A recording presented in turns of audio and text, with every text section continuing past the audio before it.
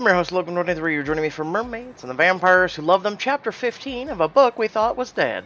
Stupidly thinks appealing to your affinity for espionage will get you out of bed. And that he needs you to save you from your extremely impressive wallowing. I'm not getting out of bed ever. You shiver, all you're wearing is a t-shirt and underwear. Get out. You're not allowed to be in the girl's bedroom. Cupid stomps up the ladder, slides his arms under the mattress, and flings you onto the floor. Ouch! Why'd you do that? You forced me to? Did not. Did too. You pout and yank the covers over yourself. God, scrap me the power not to fillet anyone today. As if I have time to babysit a mermaid.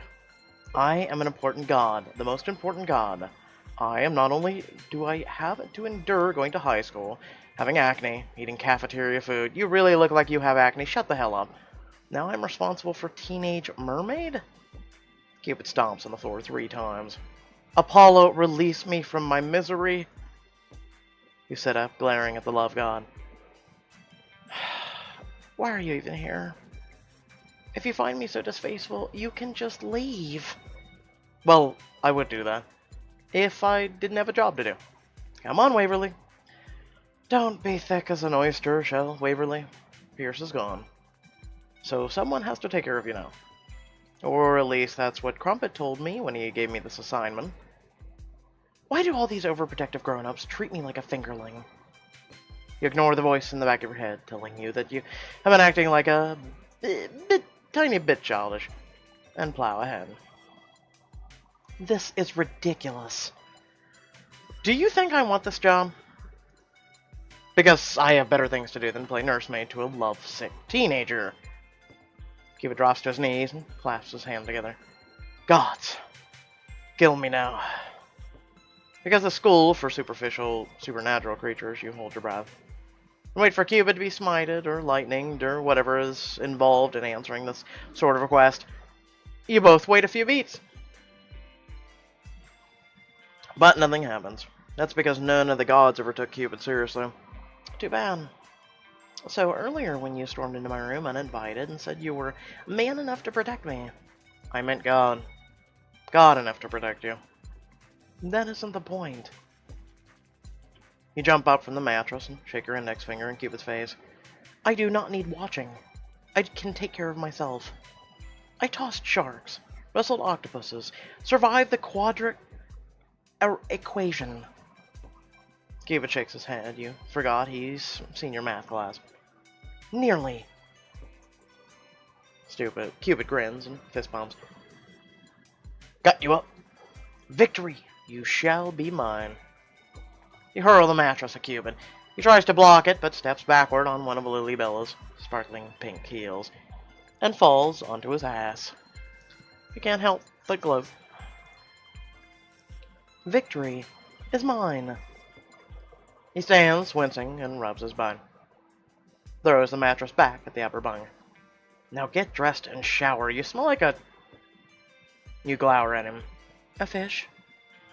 You said it, not me. Meet me in the common room in 10 minutes. Not a second more. If you're late, I'm coming in after you. And be ready to spill. I want to know everything. You blush.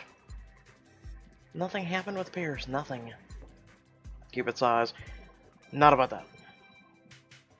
I would know if anything happened with you and Pierce. I am the love god. What I want to know is why the headmaster thinks you need a babysitter. Then, well, when you just threw a baby or mattress at me. It's pretty obvious, well, I'm the one who needs protection from you. Cupid leaves you to pull yourself together. Which you do as fast as you can, but it's hard on land with legs. Something schoolgirl chuck. A casual outfit, a white sundress. Again. I don't see there's a problem. I mean, I'd like a black dress. How about that? At least I'm getting a lot of use out of it. And it'll keep me cool in case things get hot with the love god. Thought you're in love with Pierce. When you make it to the common room, you find Cupid lounging on the sofa, stuffing cupcakes in his mouth. You are 2 seconds late. You slump into the chair across from him, pick up a cupcake, and take a bite. I would have thrown it at him. Much better than granola bars. Alright, Waverly. I'd like to thank you for joining me here for this intervention. You're thanking me. You literally threw me out of bed and forced me to take a shower and dress. Like I'm a child. If the flip-flop fits. Honestly, anyone's a child compared to you. You're like 3,000 years old. Like entire islands have emerged from oceans and sunk back into the depths since you were born. Cuba throws a cupcake at you, which you catch with one hand, frosting side against your palm. Now who's the immature one? Tell me why you're acting like a horny alicorn if you and Pierce were nothing. A horny what? You lick the frosting off your palm. Alicorn, a winged unicorn. My Uncle Apollo's been using them to pull his chariot. If you ask me, it's a huge mistake. Alicorns are cranky, like Apollo, when I steal his chariot. It's not as if he uses it 24/7. Now, back to your saga of woe. Not so fast, love god. You're telling me you stole Apollo's chariot? Only a few times. Okay, maybe 6. Or 60. I can't keep track. Now out of the... I don't want to talk about it, but maybe I should humor Cupid. In case he ever gets his powers back and compels me into a committed relationship with a blobhead. Blobfish. it's about the same thing if you've ever seen a blobfish. I'm not sure where to begin. Try the beginning, like this. He clears his throat.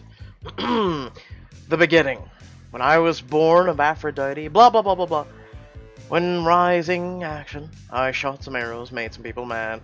The climax, my favorite part.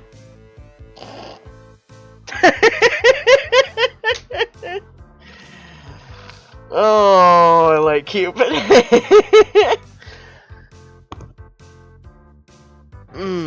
As I cough. And finally, the denouement, where I welcome back to Olympus.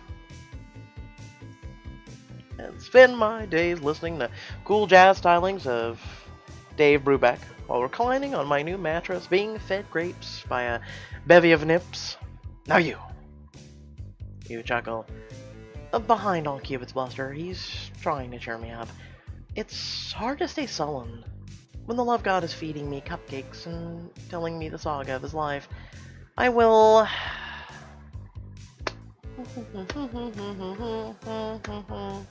Why not? Give him the whole story. I ended up at the school because I got into a tiny bit of trouble for revealing the existence of MERS to humankind. MERS being mernapped. And the grown-ups were doing nothing. Then when I got here, I discovered the bay is being polluted. I tried to warn my dad, but I can't send sea mail, and Cupid has forbidden us from leaving campus.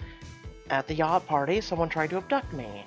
The man messed with my memories, so Pierce tried to help me remember, which meant I had to give him my blood. I trusted Pierce with my life, and he totally betrayed me. I'm pretty sure the Mernapper still wants me, and now the god of love is forcing me to relive the entire tale while hogging the cupcakes. Well, that's quite a story, Waverly. But you need to work on the climax. You need a real showdown. And of course, the denouement, followed by a happy ending. So far, it's just a lot of bad stuff happening.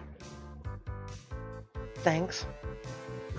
You're confused about some of the terms I used in the story critique, but you decide not to seem uninformed. I'm so frustrated. Not only about Pierce, but because I'm stuck here at school. When I should be finding out who is taking fingerlings and what's happening in the bay. That does seem pretty important to figure out.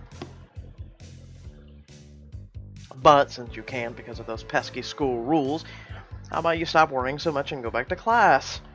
Focus on truly significant issues like hair, makeup, nihilistic fears that life is meaningless. I agree with them. I'm kind of gonna rebuttal, but I can agree with that.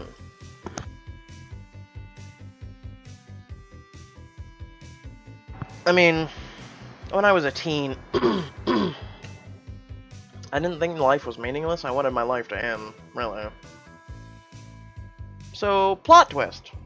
Hang in there, folks. You could end up doing something with your life, even though at the time you may not think you can. Welcome to depression. I am here for you, and I'm sure there are other people as well that care. Like a normal teen. Then I can get back to suffering through high school, and you can get educated. Or whatever they think they're doing around here. Cupid leans forward for his next get off my lawn rant. In my day, oh Jesus, we were born with all the knowledge we needed. Back in my day. Oh, I hate these stories. Talk about regression. There was such hope when I invented natural selection. You came up with that. I thought it would be an interesting experiment to observe. Contrary to popular belief, life can get boring up on Olympus after a while. I mean, how long can nymphs feed you grapes before you get all that carpal tunnel? Hold up. How exactly do you observe what's happening on Earth when you're eating grapes on Olympus? I scry. Scry? I have this really cool magic lava lamp, and by cool I mean it's a pain in the neck. But when I'm in the mood, it lets me spy on whatever I want to see on Earth. Boy, that would be kind of nice. I need one of those, please. Picked it up in a flea market in San Francisco in the 60s. Are you sure you didn't pick anything else up? Hippie. A magical spying device. Oh my god. You vault off the chair and give him a big kiss on the cheek. Well, not that I didn't like that, but you missed. He puckers his lips. Oh, I didn't miss. Cupid frowns. God, I miss my powers. Cupid, don't you see? Your lava lamp is the answer to all my problems. He wrinkles his tan brow, and a single golden curl falls artfully over his forehead. We can find out where the missing merfolk are being held. They might even lead us to the polluter. We? Yes. You and me. We. Obviously with me in charge and you obeying my commands. Nope. Won't work. Why not? The lava lamp is an Olympus. In case you hadn't noticed, we are not. Believe me, this is something I notice every waking moment. We'll steal Apollo's chariot. Cupid folds his arms across his chest and shakes his head vigorously. There's Phineas's ward surrounding the school. You can't leave without the permission of a parent or guardian. I'm pretty sure if you're my babysitter, that qualifies you as my guardian.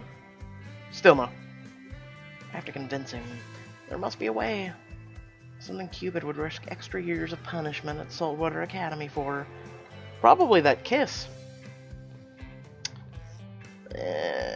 Tell him if he takes me, I'll start practicing regular hygiene again. Cupid, remember that unpleasant odor wafting around the room when you came in this morning to throw me out of bed? I will go to my grave before remembering that stench. And if I ever go to a grave, which, of course, I won't, not only because I'm a mortal, we get it, but also because I'm highly claustrophobic. Oh, Cupid, you're killing me, dog. If you don't help me, I swear I won't shower for 2, maybe 3 weeks. But if you help me, I promise to shower daily. Cupid throws up his arms. I give up. You're seriously dragging down my chi. What, because she was gonna not bathe?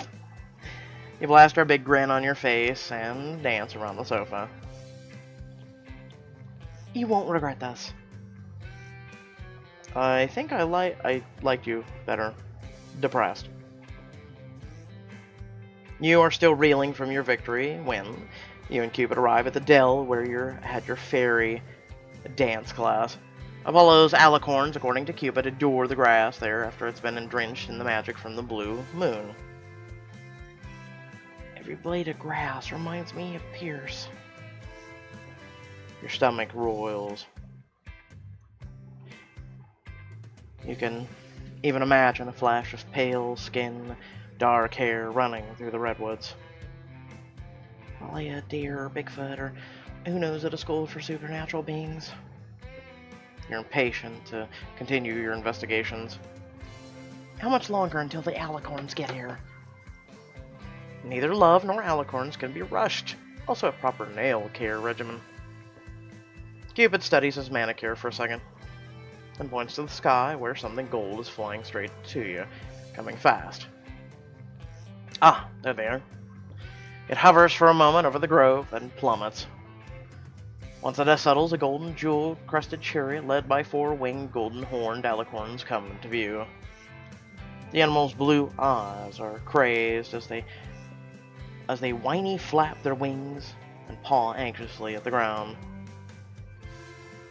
Red Velvet, Sprinkles, Mocha, Nilla settled down and meet Waverly, a nice yet extremely vexing mermaid. They've been so wired lately. If I had my powers, I'd fix them up with some hot stallions. You decide to try out your mermaid language skills on these new-to-you creatures. Hey ladies, nice to meet you. Oh, they're literal. Why are you speaking to us about a hey? So rude under these circumstances. What do you mean, hey? Oh, hey. That is a greeting. I didn't mean to upset you. Wow, alicorns are touchy. What's wrong with your hay? Apollo's feeding us cheap stuff. He's such a tightwad. He makes us gassy. Wow, they're pretty. Why don't you tell Apollo? He doesn't speak alicorn. But apparently I do. Gee, I'm really sorry about that. That's okay. We get our revenge.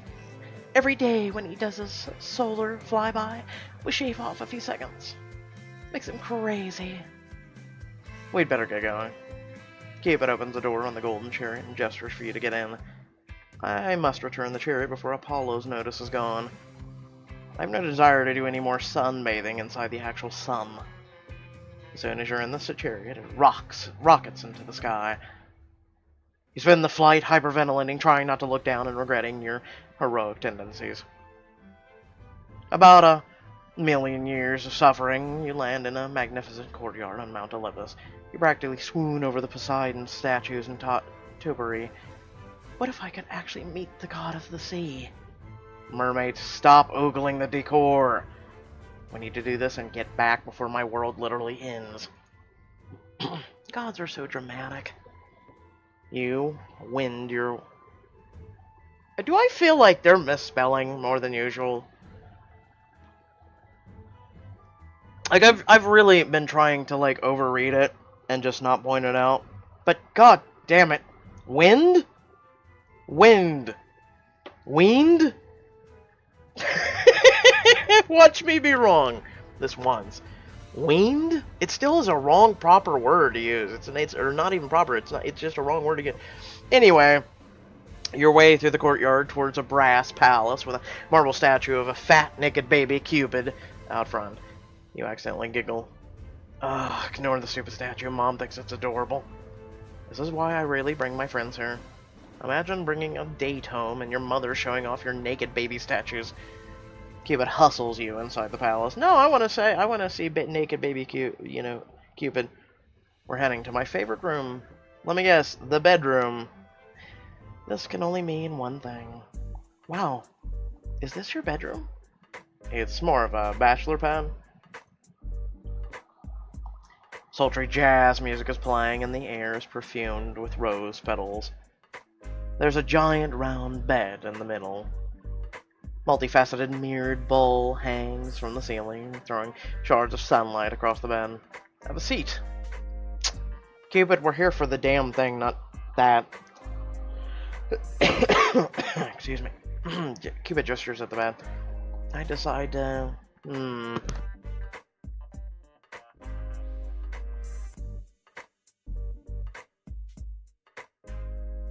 I had to let out a cough. I had to do it. I decide to stay standing. I don't think so. Cupid pastes a mask of innocence on his face. What do you mean? I'll just stand, thanks. Those sheets are 1,000 thread cotton Egyptian. You'll be missing out. He wriggles his godly eyebrows. What do you mistake me for? Some kind of guppy? You're more of a smolt? You're calling me a juvenile salmon? You grit your teeth. Time to get on with the espionage and get out of Cupid's tacky lair.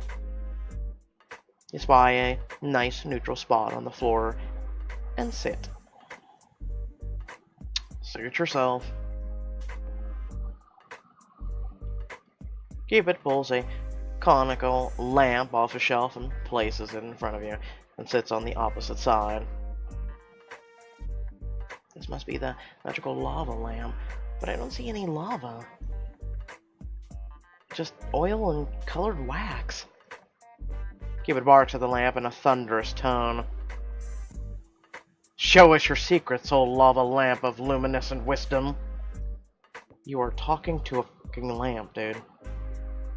Oh, God help me. Let's just get this on with. We're all going to hell. The colors swirl, fusing into a shape. Your body tingles in anticipation. This is it. I'm gonna find out where the Mernap victims are being held. The wax in the oil forms itself into a tongue sticking straight out of Cupid. Your heart sinks. You are the dumbest lava lamp I've ever owned. I am a god, so get in line pronto and show me the missing merfolk, or suffer my wrath. This time, the wax congeals to a rude human gesture made of a certain finger. Basically, it's flipping you off. God, man, why do we have to beat around the bush with that? Maybe you should try being nice to it. I think you hurt its feelings. Cupid rolls his eyes at you. So mature. Okay, whatever, dearest lamp, I'm sorry. I lorded over you like that. You're lovely, talented, lusciously shaped. Okay, it's a lamp, not a woman to pick up. Jesus. Can you please show us the missing merfolk? I mean, if you want to. The wax spins faster and faster. Then it slows and begins to coalesce. What's that? The image sharpens and you suck in a breath. Poseidon's beard. I think I'm gonna be sick. Excuse me. There are 6 fuzzy merfolk languished in what appears to be a huge industrial fish tank, like the ones you saw at the warehouse. Behind the tank is a massive gray stone wall. The mirrors are thin. Their hair a sickly pea green color. Your stomach fills with acid and tears threaten you blink them back. This is so horrible. The image clears for a moment and you can't believe what you see. Oh my god. You call? I mean, what is it? The mermaid on the left looks like an older version of Shelley. Eels meals. It can't be, but it is.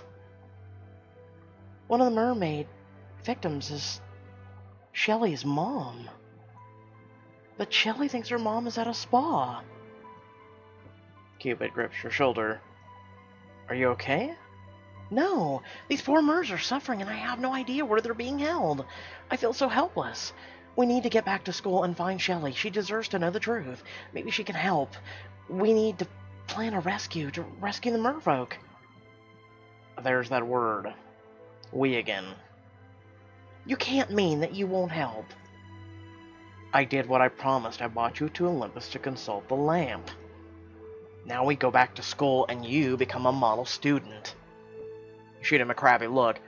Don't look at me like that. I need Crumpet to sign my release papers so I can come home for good. That's not going to happen if you keep breaking the rules when I'm supposed to be watching you. Look, I'll speak to the headmaster when we get back, and we'll get it sorted out. No! Crumpet could be involved. This is ridiculous. He's one who sent Pierce away, and the Sharpweathers are big donors to the school. This is important, Cupid. If we tell Crumpet, and there's any chance that he's involved, we're sentencing all those innocent Mers to whatever horrors they are enduring forever. Please? Cupid throws his hands in the air. I hate my life. All the way back to the chariot, Cupid mutters a string of curses in ancient Greek. Once the alicorns are hitched up and you're about to take off, black clouds choke off the sunlight. Thunder rumbles through the stratosphere. Nephew. Oh, Hades, ladies, it's Uncle Apollo. Oh no. Run! You need to run! He can't chase you if he doesn't have his chariot. Oh, God damn it. Well, I mean, at least that's back.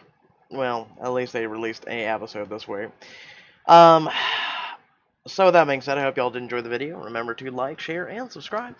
And description below, links to social media or Discord, and a few links to support me and my content. So once this ad's over, I can actually look at what all we have left. Wouldn't that be goddamn amazing? Ooh, we got a card. It's Cupid. Rules are for mortals. You say that, but then look at how the gods are punishing you, Cupid. Would you like to talk about it? Alright, so we have Drumline, which, by the way, yes, it was confirmed by a fellow viewer of mine, that Drumline is at the finale this week, as well as Vampire Girl. I'm very sad about that. So we have 5 chapters of Drumline. And then we also have 5 chapters of Vampire Girl. I'm looking forward to doing both of those. And then we have 3 chapters of the Academy. I'll go ahead and jump on the 5 chapter one real quick. I guess I'll jump on Drumline, which again, that saddens me. If that book it says finished, that's really gonna sadden me. I'm hoping they're wrong. I'm hoping they're just trolling me. That has happened before, but you know, this specific person I doubt is. But that's really gonna suck.